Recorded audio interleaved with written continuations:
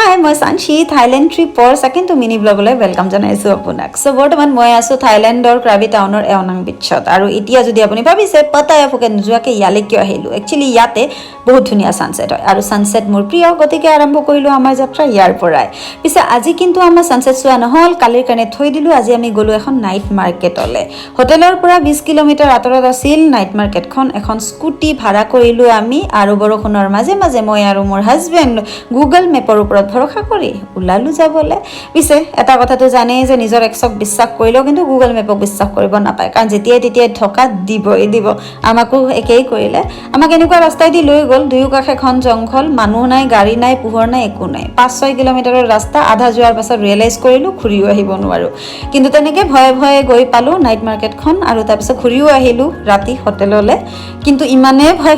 ভয় খালো যে ৰাতি ডিনাৰ নকৰাকে তেনেকেই শুই থাকিলো আৰু নেক্সট ডে কি প্ল্যান জানি